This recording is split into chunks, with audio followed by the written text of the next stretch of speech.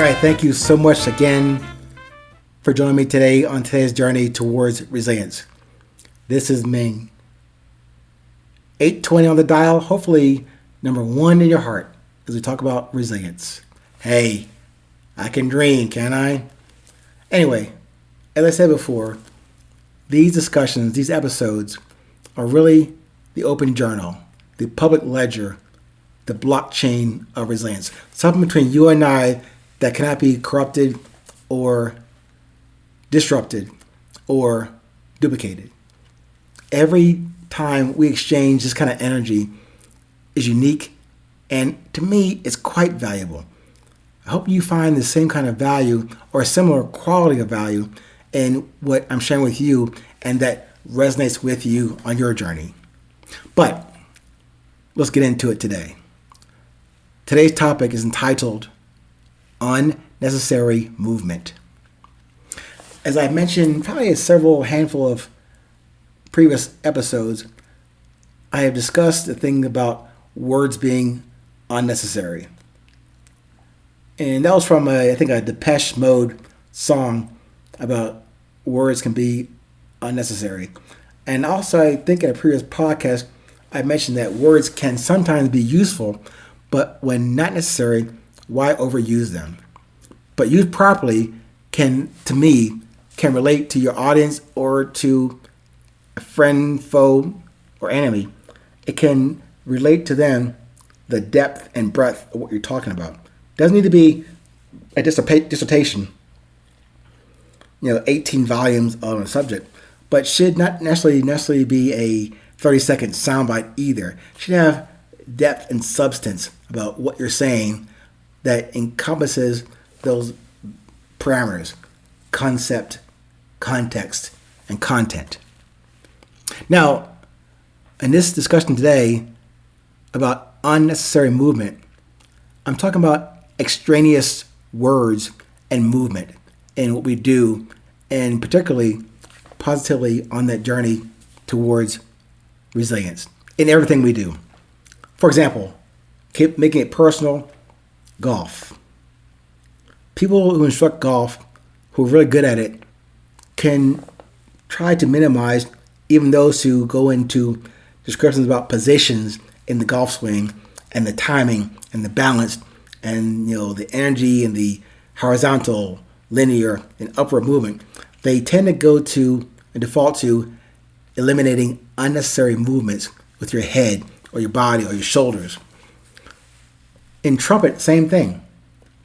You gotta remain focused with your embouchure to make sure you get a clean sound coming out of that horn. Not trying to articulate, your extraneously, your lips, your tongue, your cheeks, your throat. That should be natural, but of course that comes natural as you learn how to do it naturally. Also, in relationships, I think we can all agree, well, at least give you my example, from 3 marriages and 3 divorces, extraneous movements are never good in those kind of conditions.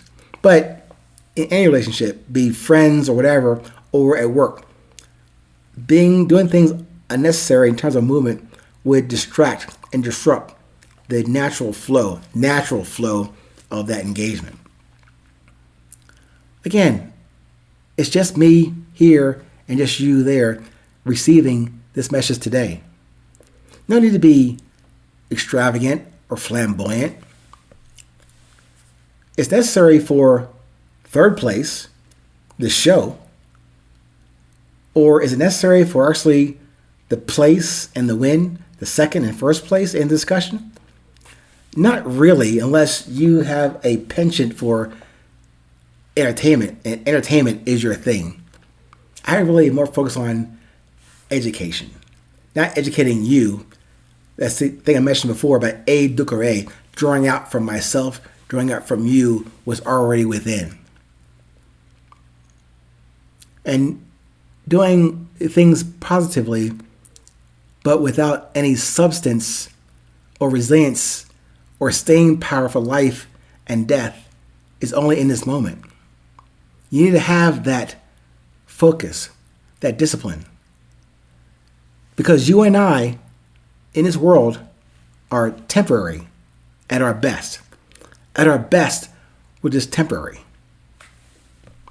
Just observe that and communicate that consequence in what is your necessary movement now and today.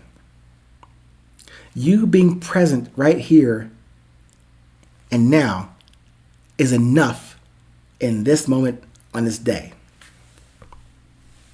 I'm asking myself and asking you to be efficient and productive in what you do and what you apply to you and to the purpose in front of you, presuming you recognize, have defined, and are moving in that direction. Let's not waste that precious grace of everything that we've been given, that's been created for us in our respective paths. Different for me, different for you, but from the same essence, we're proceeding forward on that path. And also proceeding on anything beyond this present moment. It continues. Great. I'm saying it will continue. We can't forecast what will happen that so-called fantastical tomorrow. And certainly can't go back to yesterday and recover that and bring it forward into tomorrow. All we have is right here, right now, and staying present with that. But staying present, as I said earlier, isn't enough. Good start, but for me, and I'm asking you to consider this, but this is what I apply to myself. Great, I have presence. Even saying, yeah, I feel current in my presence. What am I producing in this present moment? If I can't answer that question, they have to go back to square one. And I hate going backwards, but to recover and redefine, edit, and make the adjustments to, was your intention clear, or is that something you made up for the podcast? Hope the answer is no. But if it is yes, even further refinement of getting back to just the basic stuff and eliminating the unnecessary movements in that day, in that moment.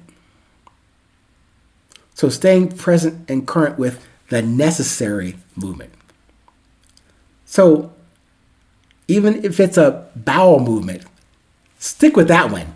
That one is very necessary. I know it's kind of graphic and probably too much information you need to hear today, but even give an example. You can stick with that one.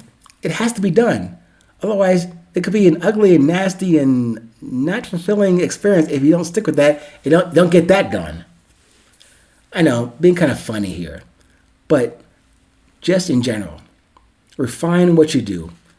Redefine what you have become aware of, what is your desire, your drive, your beauty, and use that, but don't put embellishments on it.